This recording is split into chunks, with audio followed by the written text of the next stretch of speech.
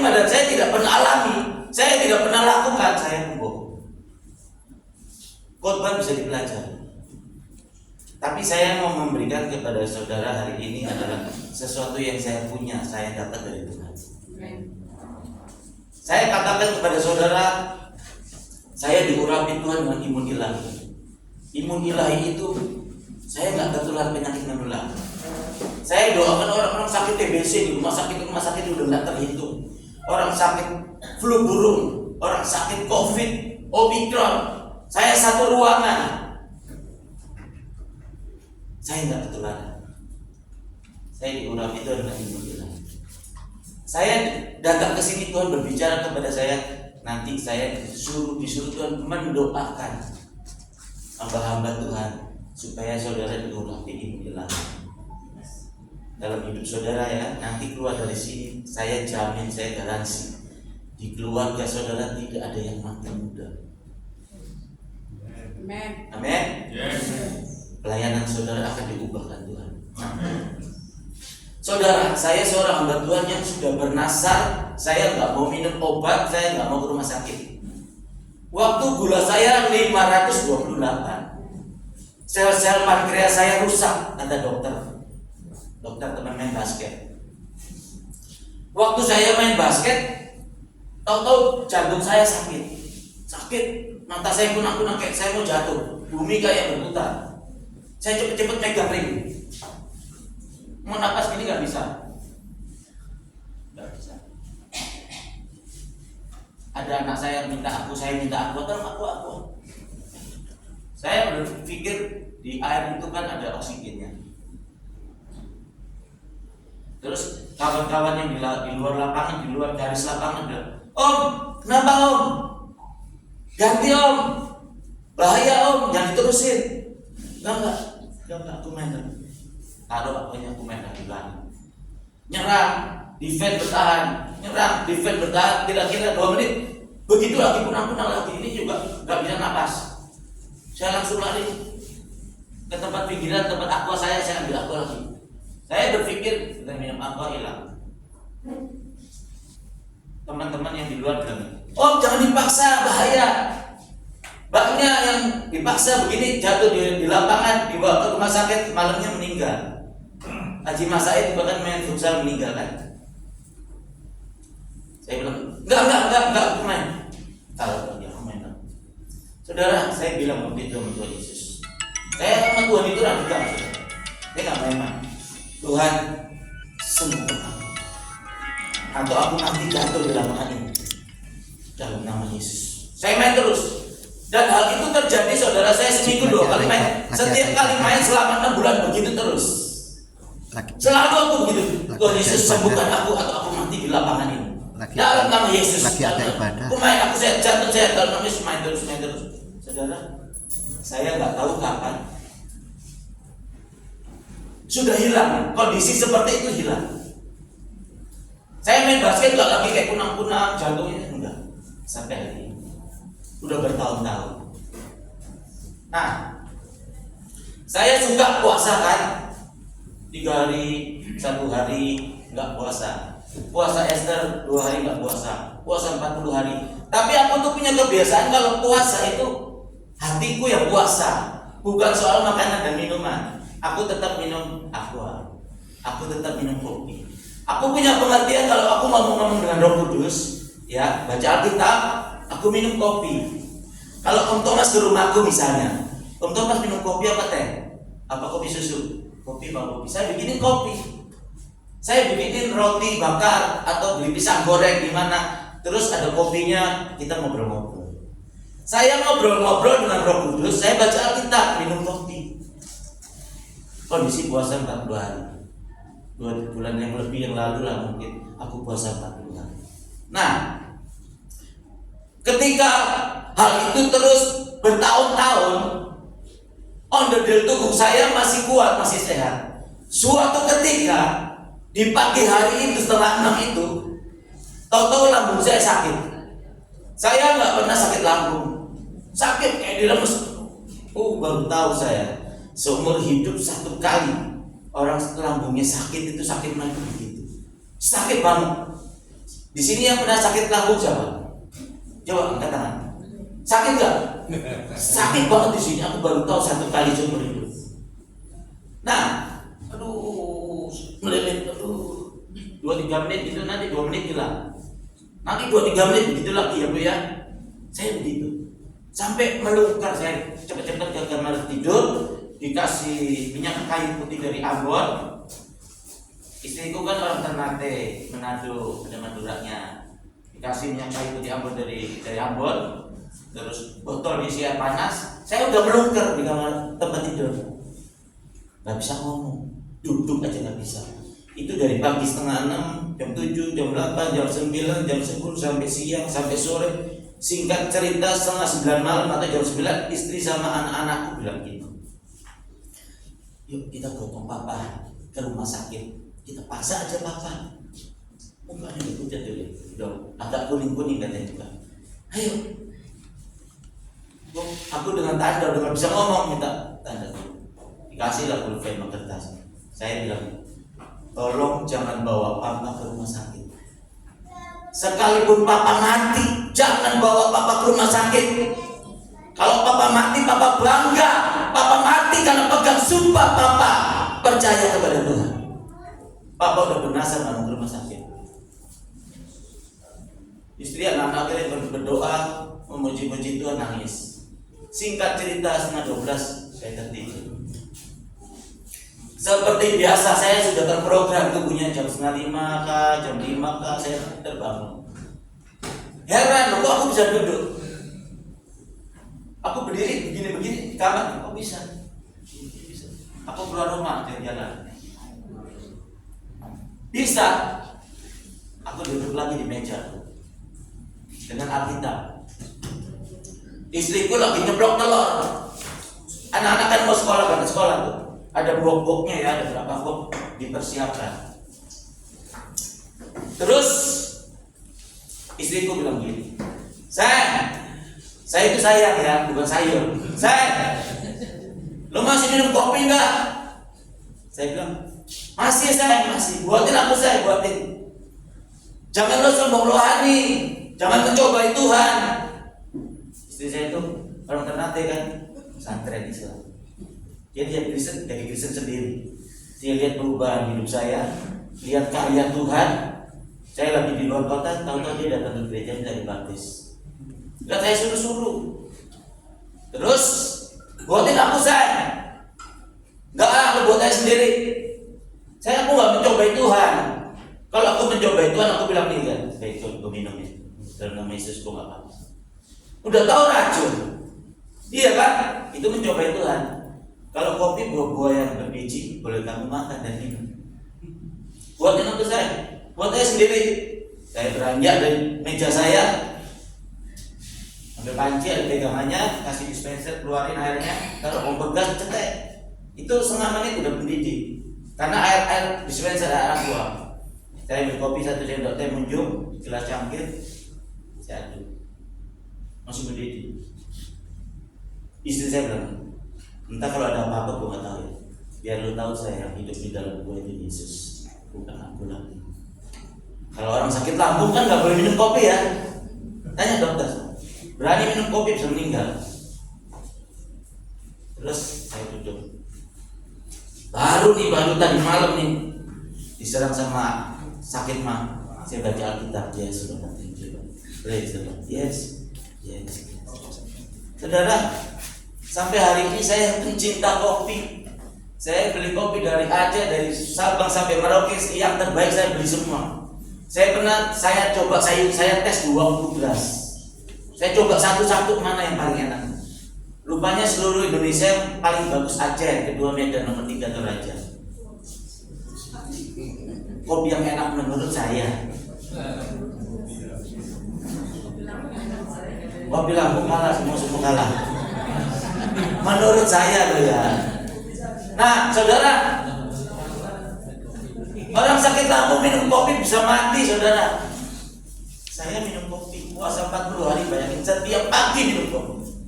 Siang minum kopi, sore minum kopi, malam minum kopi. Saya bisa 4-5 kali. Tanya Pak Pendeta Thomas di sini. Saya minum kopi berapa kali? 7. Banyak. I'm okay. Saya doain orang sakit TBC, orang flu burung, I'm okay. Pernah doain orang sakit flu burung, istri saya bilang, lu jangan pulang ke rumah kalau doain orang sakit flu burung. Pada waktu itu flu burung orang udah mati 3 hari meninggal, nggak ada obatnya. Saya udah rapi, saya buka sepatu lagi, ganti baju, nggak jadi. Saya berpikir benar juga, aku nggak ketularan. Kan kalau istriku ketularan gimana? Anakku ketularan gimana? Tapi malam itu aku nggak bisa tidur, saudara. Jiwaku, Roh Kudus itu bilang, doakan. Tidak percaya tak kau padaku? Tidak berani tak kau mempercayai aku? Saya nggak bisa tidur. Saya bilang, Tuhan, aku berani. Aku mau. Saya diam sama istri, saya seolah-olah saya kerja, saya mampir ke dia. Dia ada di rumah kamar paling belakang, di inkubator sendiri. Ada suaminya itu. Bu, mana? Pak Steve itu di dalam. Saya masuk. Orang Papua. Saya masuk, saya nggak pakai masker. Tapi waktu mau masuk saya nangis. Manusiawi saya lah, saya takut ketularan. Orang flu burung demam langsung 3 hari meninggal. Siapa yang nggak takut? Saya berdoa tutupan pintu. Tuhan, aku berani mempercayai. Serahkan nyawa untuk hidup ini. Saya masuk, saya kasih firman Tuhan, doa perlukan. Saudara, I'm okay. Dia hidupnya bisa 5-7 tahun kemudian. Saudara, ibadah kita itu memperingati kematian Tuhan Yesus Kristus kemarin, Jumat Agung, ya. Itu sebenarnya al-ikhwanya kita semua tahu lah, tapi saya cuma mengulas saja sekilas. Waktu Abraham itu punya anak tunggal yang sangat disayang, yaitu Ishak. Waktu Tuhan memerintahkan Abraham, persembahkan bahwa anakmu ini persembahkan ke suatu gunung yang akan kutunjukkan kepadamu. Firman Tuhan menulis, pagi-pagi Abraham mempersiapkan kayu bakarnya, talinya, pisaunya, apinya, dan Ishak dan 2 bujangnya berangkat berjalan menuju gunung yang akan Tuhan tunjukkan. Kita lihat saudara, Abraham sangat mengasihi. Abraham sangat taat kepada Tuhan. Abraham sangat percaya kepada Tuhan. Percayanya itu sangat luar biasa. Makanya dia bapak orang percaya. Makanya Allah itu bersumpah, aku bersumpah demi diriku sendiri, karena engkau ku ketahui takut akan Tuhan, mengasihi aku taat dan setia, maka aku akan memberkati engkau melimpah-limpah. Jadi hari kematian Tuhan Yesus itu adalah firman Tuhan berkata, aku Allah yang tidak suka berhutang. Dia menggenapinya, anaknya yang tunggal yaitu Yesus diberikan buat kita, menebus dosa-dosa kita. Yesus disalibkan itu kita semua tahu bahwa semua untuk dosa kita sudah selesai di kayu salib. Apakah yang memisahkan saudara dengan Allah? Yaitu dosa-dosa kita, saudara. Jadi itu semua sudah ditebus oleh darah Yesus di kayu salib. Semua kutuk-kutuk penyakit, kutuk kemiskinan, kutuk mati muda, semua sudah selesai di kayu salib. Setelah Yesus bangkit Paskah, Yesus bilang begini, hendaklah kamu berdoa demikian, Bapa kami yang ada di surga, dikuduskanlah namamu, datanglah kerajaanmu, jadilah kehendakmu di bumi seperti di surga. Firman Tuhan memberitahu kita di kitab Wahyu bahwa di surga itu tidak ada ratap tangis dan getah gigi. Gak ada orang sakit, suaminya sakit kanker atau istrinya sakit kanker, divonis dokter umurnya 6 bulan lagi. Terus aduh gimana ya, kita harus bayar bank ini, harus bayar kreditan ini, aduh gak ada. Kita stres, kepikiran. Gak ada seperti itu di surga. Kemarin adik ipar saya kan waktu gembala GBI. Ini belak-belakan aja, saya belak-belakan. Bob, ada daging tumbuh di lidahku sini. Aku sudah periksa, aku nggak percaya satu profesor. Aku di profesor yang lain lagi, dan 3 profesor sama. Diagnosanya hasilnya yaitu kanker ganas. Bob, lu tahu nggak Pak David, gembala GBI yang dulu yang Cinere, yang tahun lalu meninggal? Ya kenapa? Sama itu kanker, ada daging tumbuh di lidahnya, udah dioperasi nggak sampai setahun, meninggal. Kankernya itu menjalar sampai ke tenggorokan. Doain aku, Bob. Ya nih, lu nih, besok ini hari Sabtu ya, saya lagi main basket di Medan. Besok kan aku, nanti aku pulang, besok aku khotbah di gereja, kita udah doain. Ini bahasa adik kakak ya, adik kakak, orang Surabaya. Saya Cina Surabaya. Waktu saya khotbah, sesuatu ditaruh Tuhan, perkataan saya bilang, aku katakan kepada Pastor Ali dalam nama Yesus, ini di depan jemaat. Benjolan yang kata 3 profesor kanker ganas, aku katakan itu benjolan biasa, bukan kanker ganas.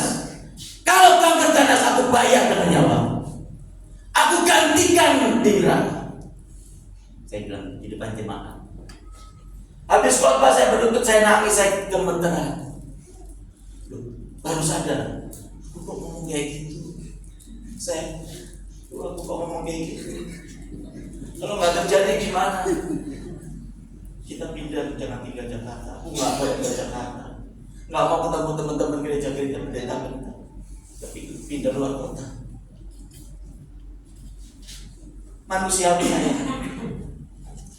2 minggu kemudian, saudara mungkin lebih ya, kira-kira ini, saya lagi di Cilacap, nyetir mobil, layanan. Adikku telepon, Bob, saya kaget, ada apa lagi? Ada malapetaka apa? Bob, ini aku dari rumah sakit, aku udah ambil hasil dari rumah sakit.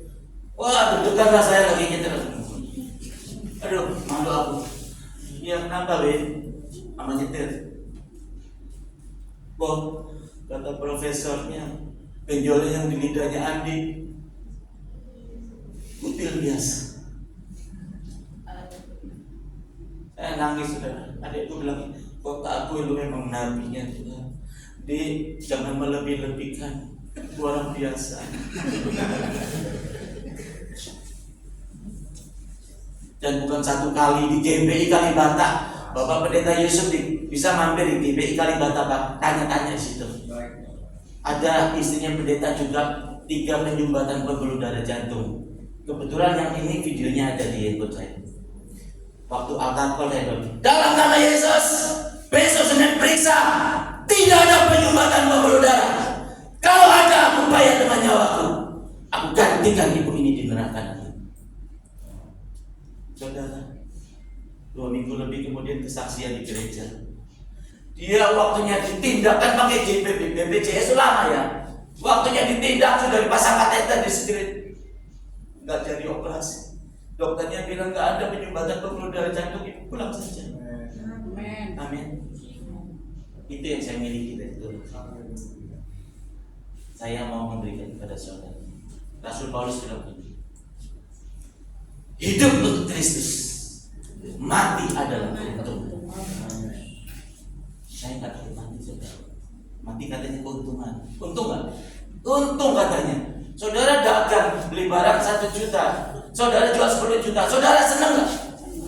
Senang kan? Berarti kalau hidup untuk Kristus, mati adalah keuntungan. Mati demi Kristus adalah sukacita yang besar. Amin. Kalau saudara masih takut mati, jangan jadi hamba Tuhan. Coba 1 Yohanes 4, coba kita baca.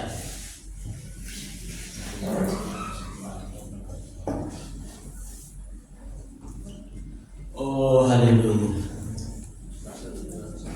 1 Yohanes 4 ayat yang ke-16, 17, 18. Saya baca keras-keras. Saudaraku, rekan hamba Tuhan, baca dalam hati. Demikian firman Tuhan. Kita telah mengenal dan telah percaya akan kasih Allah kepada kita. Allah adalah kasih, dan barang siapa tetap berada di dalam kasih, ia tetap berada di dalam Allah dan Allah di dalam dia. Dalam hal inilah kasih Allah sempurna di dalam kita, yaitu kalau kita mempunyai keberanian percaya pada hari penghakiman. Karena sama seperti Dia, kita juga ada di dalam dunia ini. Di dalam kasih tidak ada ketakutan. Kasih yang sempurna melenyapkan ketakutan. Sebab ketakutan mengandung hukuman, dan barang siapa takut, ia tidak sempurna di dalam kasih. Ketika Abraham disuruh Tuhan mempersembahkan Ishak,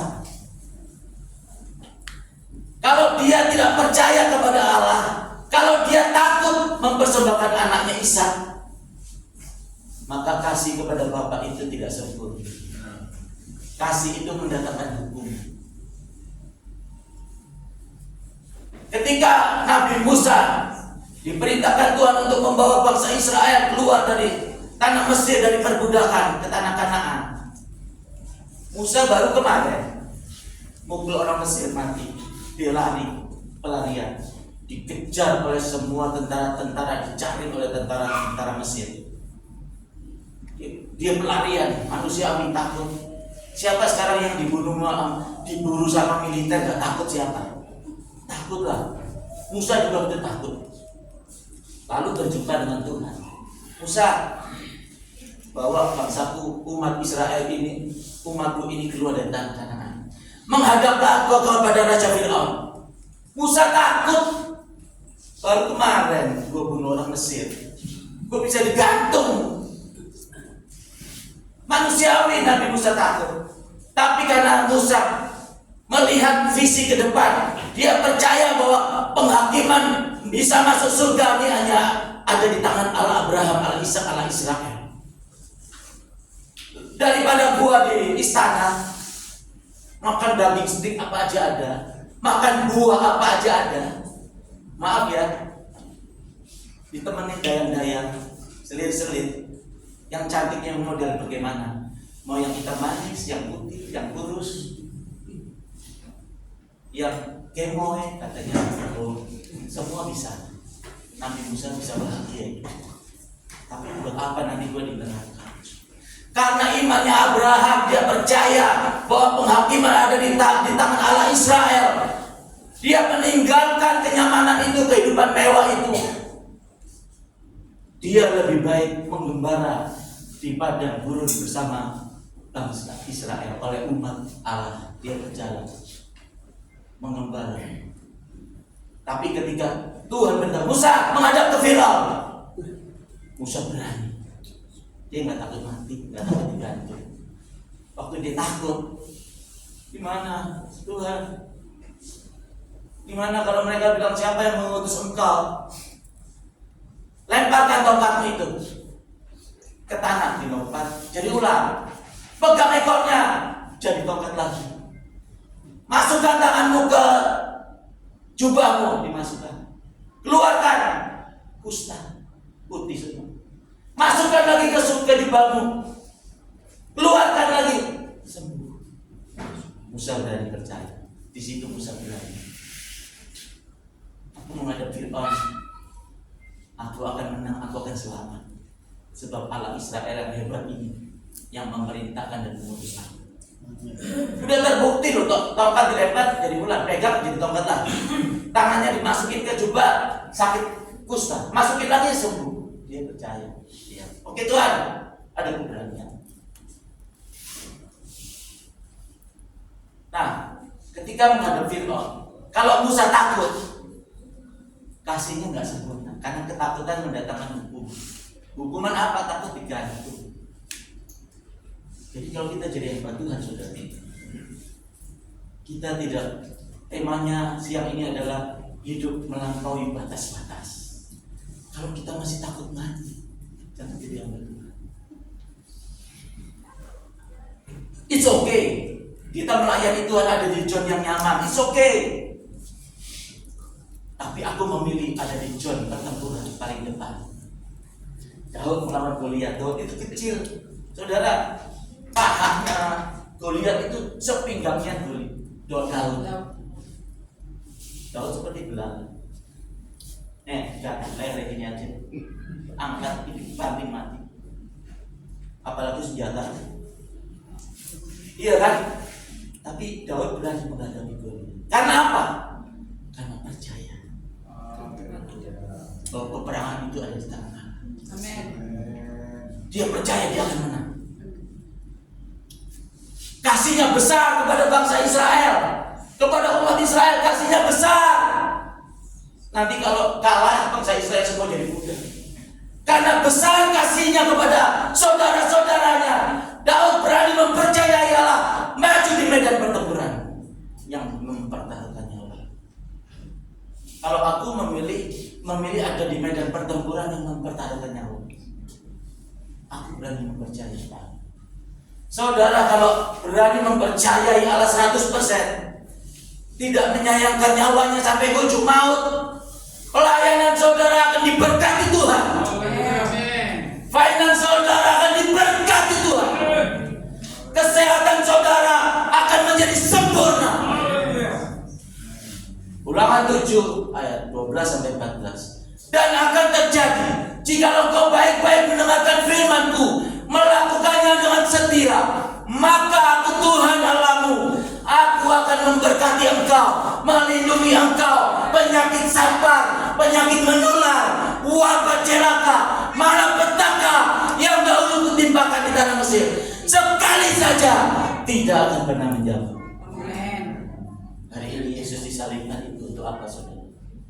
Untuk penyakit mati muda sudah selesai lunasi bayar dosa. Untuk dosa hutang kita yang harusnya kita di neraka, harusnya kita hidup dalam kemiskinan, semua sudah dibayar lunasi kayu salib.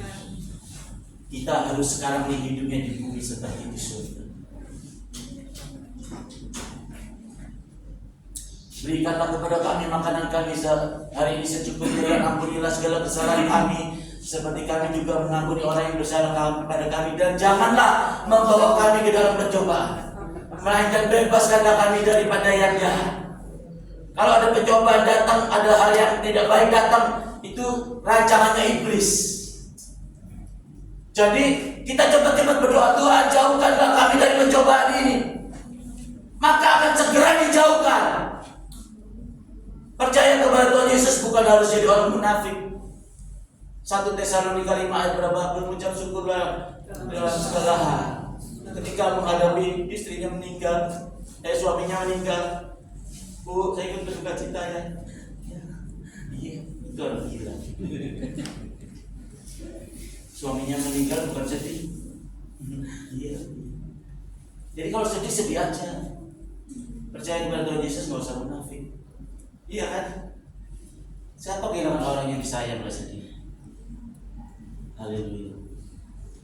Saudara harus punya keputusan yang di atas batas normal.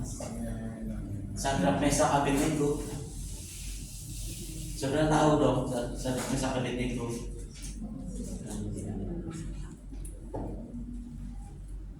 Kalau nggak menyembah ketika bunyi seruling gambus kecapi, nggak berlutut, dimasukkan ke dalam dapur api menyala-nyala. Puji Tuhan, saya pernah lihat mayat orang dibakar ya. Wih, dibakar panasnya. Ini pintunya begini kan. Saya di sini, apinya panasnya terasa. Dibakar. Sadrak Mesak Abednego, dia tetap menyembah Tuhan. Dia nggak mau berlutut kepada patung. Ketika dimasukkan ke dalam dapur api yang menyala-nyala 7 kali lebih panas, Sadrak Mesak Abednego, ada orang keempat berjalan-jalan di tengah ruangan yang penuh api yang panas itu. Sadrak Mesak dan Abednego rambutnya aja tak kebakar. Amin. Kalau kita baca kayak gitu, aku baca kayak seperti itu, nggak terus cuma baca. Aku bilang, Tuhan, aku percaya. Aku berani mempercayai Tuhan. Amin. Terus Daniel, selama 30 hari tidak boleh satu orang pun yang menyembah Allah lain, dewa lain selain Raja Darius. Daniel tetap menyembah sehari 3 kali. Ditangkap, dimasukin ke gua.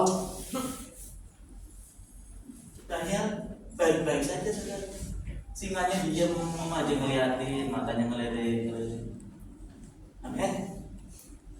Singa-singa yang di luar nih, serigala-serigala buas itu, dia akan diam cuma melihat kita saja.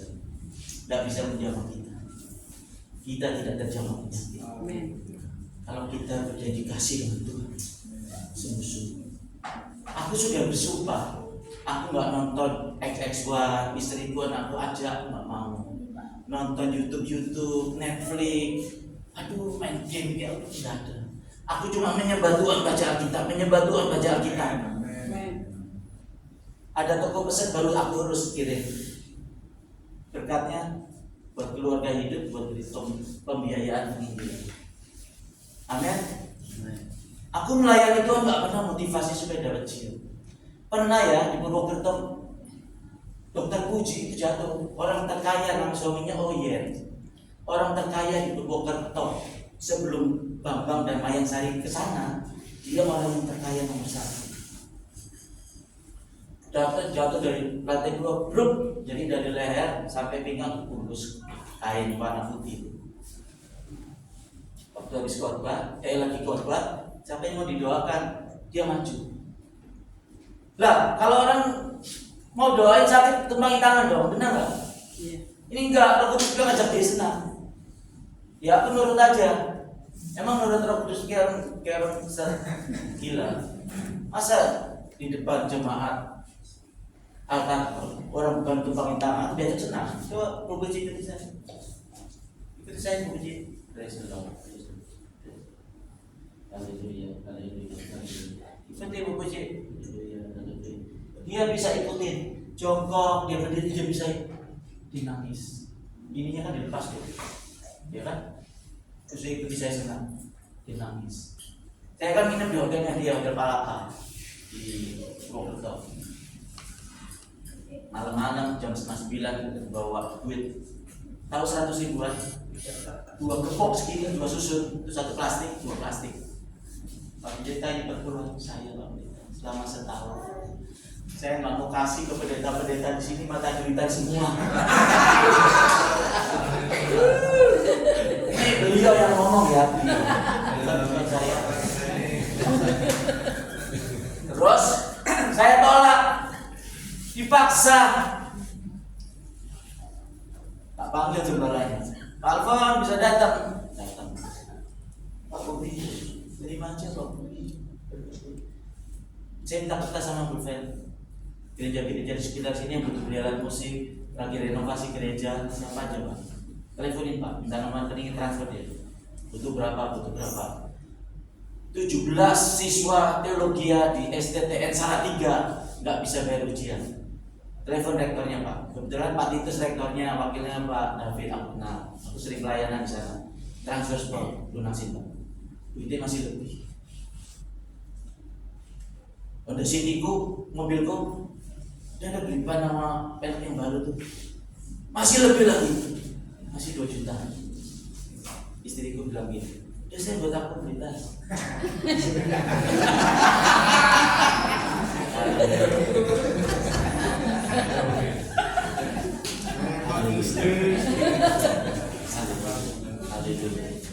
Saudara, iman itu begini saudara. Coba kita lihat Markus 11 ayat 22 sampai 24, Markus 11.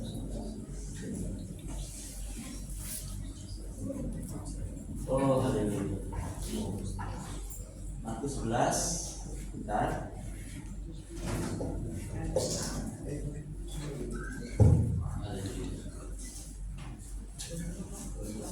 Kalau Ibrani 11 ayat 1 begini saudara.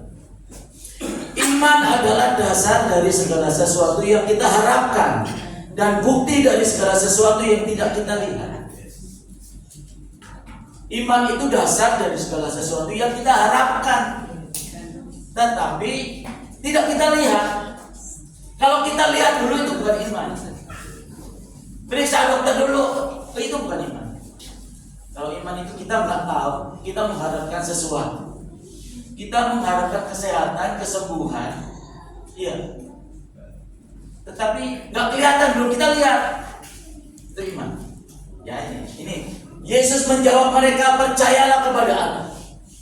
Terus, aku berkata kepadamu, sesungguhnya barang siapa berkata kepada gunung ini, beranjaklah dan tercampaklah ke dalam laut, asal tidak bimbang hatinya, tetapi percaya bahwa apa yang dikatakannya itu akan terjadi, maka hal itu akan terjadi baginya.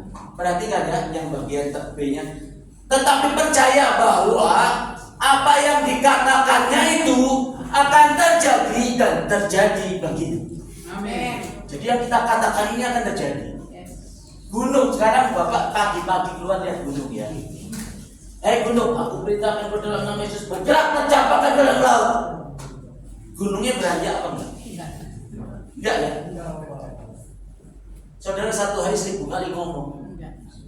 Dari saudara hidup sekarang sampai nanti saudara dipanggil Tuhan umur 80 tahun kalau kuat, gunung itu masih saudara. Bibirnya ludahnya berbusa, gunung itu masih. Gunung itu gambaran sesuatu yang mustahil, yang kita tidak bisa kerja. Entah itu penyakit, entah itu pelayanan saudara, entah itu usaha saudara, apapun. Entah pengen anak kita bertobat, gak bertobat, iya kan? Itu gunung. Tetapi firman Tuhan berkata, katakanlah kepada gunung itu supaya beranjak dan tercampakkan ke dalam laut, asal tidak bimbang hatinya. Iman itu ada di hati, bukan di mulut, bukan di pikiran, di hati. Tinggalnya di hati, hidupnya di tengah-tengah konflik. Kalau ada masalah, baru iman itu hidup. Makanya Yakobus bilang, saudara-saudaraku, berbahagialah kamu jika kamu jatuh dalam berbagai-bagai pencobaan. Sebab pencobaan-pencobaan yang Tuhan izinkan datang kepadamu untuk menguji ketekunan imanmu, supaya menjadi sempurna, kokoh, sehingga engkau tidak kekurangan sesuatu apapun. Jadi firman Tuhan itu saling topang menopang, saudara, menuju kesempurnaan. Tuhan kita bukan Tuhan yang pelin-pelan. Kemarin di Kejadian bilang A, sekarang bilang B, besok bilang C, bukan begitu. Jadi saling kait mengait. Jadi iman tinggalnya di hati, hidupnya di tengah-tengah konflik. Saudara ada masalah, Tuhan izinkan. Tuhan sedang melatih iman saudara. Saudara punya sakit, bahkan kata dokter nggak bisa sembuh. Tuhan itu punya rencana. Tuhan pakai saudara secara luar biasa. Tapi seringkali kita sudah kibarkan bendera putih. Cepat-cepat ke rumah sakit. Saudara ke rumah sakit, saudara minum obat, saudara dioperasi tidak berdosa. Di hadapan Tuhan itu oke. Tetapi kalau saudara berani mempercayai, Abraham punya istri namanya Sarah, sudah tua dan mati, tidak bisa mengandung dan punya anak. Bisa di Jerman, di Rusia, di Cina, di Amerika bisa. Perempuan yang sudah tua, umur 90 tahun dan sudah mati bisa mengandung? Tidak bisa. Sampai hari ini ilmu pengetahuan medis teknologi ingin menyamai Allah, berusaha ke matahari segala macam, ke bintang-bintang ingin menyamai Allah. Tidak bisa saudara. Tidak ada yang mustahil bagi Allah. Katakan kepada gunung itu supaya beranjak dan tercampakkan ke dalam laut, asal tidak bimbang hatinya, tetapi percaya bahwa apa yang dikatakannya itu terjadi dan terjadi baginya. Amin. Yang kita katakan dalam nama Yesus, aku sembuh. Amin. Kakakku kata dokter, pembuluh darah jantungnya tinggal serambut. Cepat ke dokter, ke rumah sakit dan mati terlambat. Saya berdoa sampai hari ini.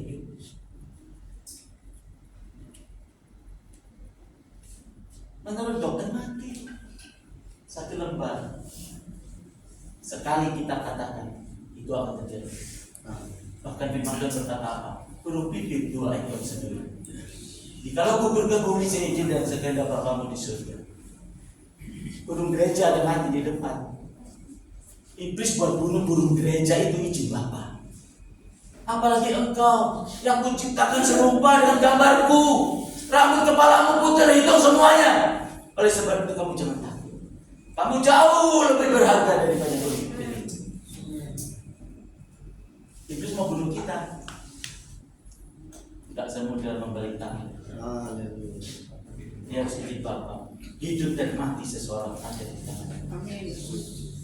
Kenapa dokter udah berani-beraninya nyawa manusia ada di tangan Tuhan?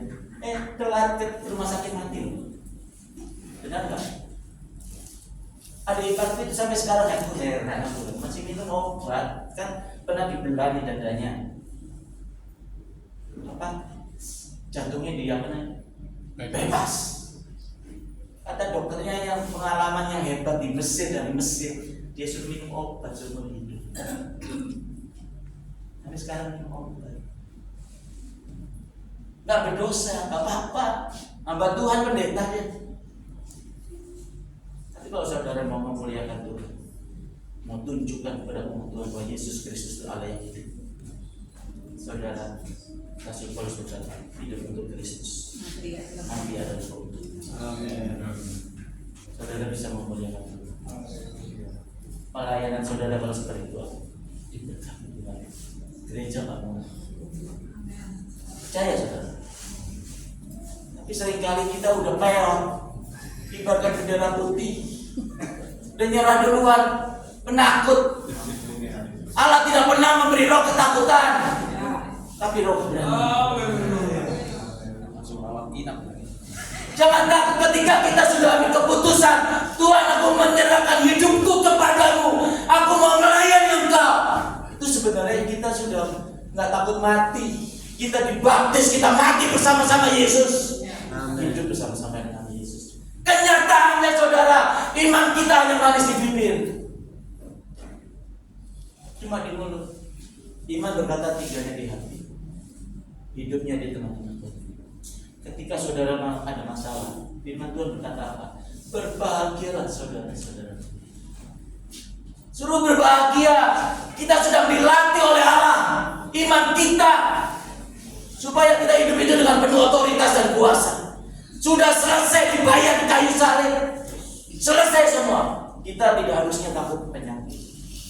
Makanya itu jaga kita makanan. Makanan lezat seperti menaruh pisau di leher. Di samping itu makanan lezat menyukakan hati. Jangan takut. Terus olahraga. Tuhan Yesus puasa 40 hari 40 malam, berjalan kaki naik gunung. Nabi Musa, Nabi Elia, tanya dokter, olahraga yang terbaik jalan kaki, berenang. Amin. Jadi kalau mau kokoh di dalam Tuhan, jaga makan, olahraga. Tapi nggak main badminton Pak ya? Olahraga apa aja, yang penting tahu diri kita. Oh, kita lagi nggak enak badan, lagi jadi paksa. Amin. Yang penting itu seperti Rasul Paulus, ambil keputusan saudara, hidup untuk Yesus Kristus, mati adalah kemenangan. Tapi kalau saudara punya hati yang nggak benar, ya, berarti kan kalau saudara punya hati yang nggak benar, saudara akan peot. Saya ketemu gembala ratusan ribu terbesar di Surabaya, kayak stadion nih. Aku belak-belakan itu. Untuk kebenaran Yesus aku belak-belakan. Terserah, aku mau diundang mau enggak terserah. Di kursi roda dia setruk peot meleleh. Gereja terbesar di Surabaya. Gereja terbesar di Semarang. 51 tahun sakit meninggal. Peot. Di Cilacap pun banyak gembala-gembala stroke, sakit kolesterol, sakit ini banyak. Kita terhitung. Wah, persoalannya wah. Sedangkan Tuhan berkata, hidupmu 70 tahun, kalau kuat 80 tahun, aku akan menggendong engkau sampai memutih rambutmu, dan akan terjadi jika engkau baik-baik mendengarkan firman-Ku, melakukannya dengan setia, maka Tuhan Allahmu memberkati engkau, melindungi engkau, penyakit sampar, penyakit menular, wabah celaka, malapetaka yang dahulu kutimpakan di tanah Mesir, sekali saja tidak akan pernah menjadi. Setiap perkataanku pasti digenapi. Kenapa janji-janji Tuhan tidak digenapi? Karena kita sendiri. Sikap hatinya. melayani Tuhan pengen terkenal. Iya, ingin kaya. Maaf ya, dari bodoh, dari bloon. Dia sekolah teologi ya, jadi master teologi ya, jadi dokter teologi ya, jadi terkenal di dunia medsos. Diundang khotbah tarifnya 45 juta. Orang Cina itu dalam kamu saya boceng, orang yang tidak tahu diri, Iya. sudah ditebus oleh darah Yesus harusnya kayu salib, dikasih sehat, istri cantik, anak ganteng, cantik, diberkati. Cuma disuruh Tuhan yang tolong disampaikan suratku ke sana, bacain di Papua. Tarifnya 45 juta. Teman sekolah saya itu gembala itu gerejanya di Papua besar. Kayak istana boneka gerejanya. Jemaatnya 718 orang lebih, 800.000 orang lebih. Dia diundang, tarifnya 45 juta. Sama Tuhan kok berbisnis. Nentuin tarif. Memang orang yang melayani pemberitaan firman hidup dari pemberitaan firman. Artinya diberkati nih 100.000 di situ. Ini 100 juta. Puji Tuhan.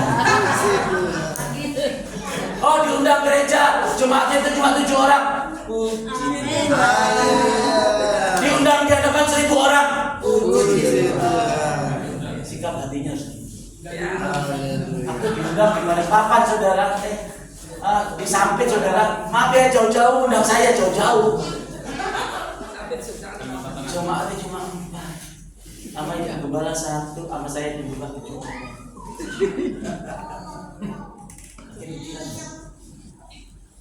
Saya nangis saudara. Tuhan, aku berdoa. Aku tetap setia melayani Engkau dengan semangat. Bukankah target kerajaan surga 1 orang bertobat, seluruh malaikat di surga bersorak-sorak. Makasih Tuhan.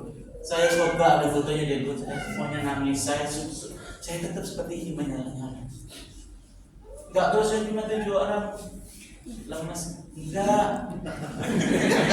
Tetap semangat. Tetap saya hargai. Kalau saudara punya sikap hati yang tidak memandang rupa seperti itu, Tuhan akan. Amin.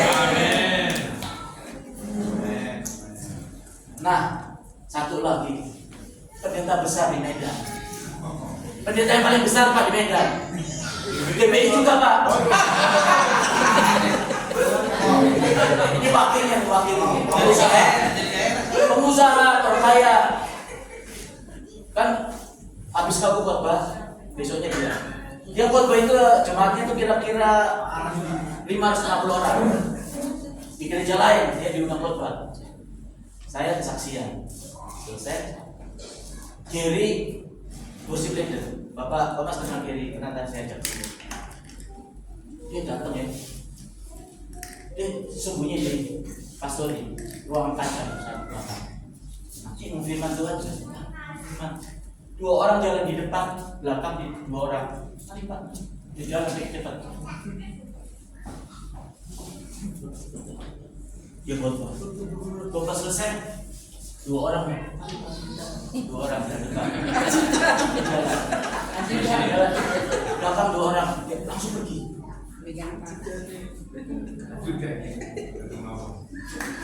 Etika kerendahan hati gimana saudara? Katanya sudah lahir baru. Yesus Kristus dia bilang teladanilah. Yesus Kristus bilang bumi aku punya, emas perak aku punya, bumi aku punya. Yesus khotbah duduk di rumput saudara. Amin. Yesus yang adalah raja di atas segala raja. Dia berkhotbah di rumput. Zaman dulu ada emas, permadani, kain lenan ada. Bisa Yesus minta alasi kain lenan, aku berjalan. Baiknya disalut dengan emas murni. Bisa. Yesus memberi contoh kepada kita. Teladanilah. Aduh, aku penuh kasih, rendah hati, lemah lembut. Makanya nanti di akhir zaman Tuhan, bukankah aku sudah melayani Engkau? Aku berseru-seru memanggil nama Tuhan, aku berdembuan demi namamu, mengadakan mujizat tolong sakit sembuh. Tuhan bilang, aku tidak kenal engkau. Engkau si pembuat kejahatan. Bukankah engkau sudah menerima upahmu ketika aku di bumi? Ya. Tadi kan tentu tarim kan, terima upahnya. Karena dalam hatinya tak. Khotbah bisa dipelajari saudara. Saudara tidak akan dapat apa-apa. Rasul Paulus berkata, aku menyampaikan firman Tuhan yang disertai kekuatan Roh Allah. Roh Kudus itulah, Roh Allah itulah yang menginsafkan manusia dari dosa. Amin, amin. Tanpa Roh Kudus kita nggak bisa insaf, kita nggak bisa bertobat. Amin. Amin. Oh haleluya. Praise God. Jadi ibadah kita hari ini saudara, semua sudah selesai di kayu salib. Ya. Dan Yesus bangkit. Ya. Itu menunjukkan kemenangan. Sengat. Hai dosa, di mana sengatnya? Ya kan? Tak ada lagi. Hari ini kita harus menyatakan kibarkan bendera perang. Katakan aku tidak terjamah penyakit. Amin. Mulai hari ini pelayanan kau diberkati itu. Mulai hari ini aku mengambil keputusan. Hidup untuk Kristus. Amin. Mati adalah. Ya. Sia-sia kalau kita tidak ada komitmen seperti itu. Melayani Tuhan, melayani gini-gini aja. Pas-pasan. Nanti yang kaya-kaya nanti berakhir di neraka. Enak di neraka, di bumi nanti peot duluan. Sakit stroke duluan. Iya kan? Sakit kanker, sakit ini. Saudara, kalau saudara mau berjumpa dengan Tuhan, firman Tuhan apa?